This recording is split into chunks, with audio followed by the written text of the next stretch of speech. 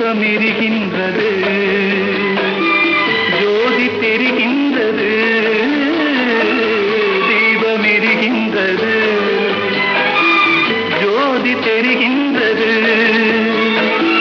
காலம் மலர்கின்றது,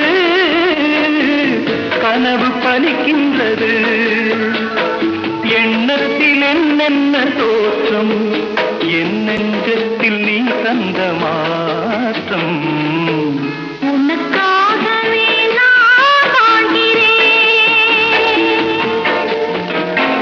விழியே கதை எழுது,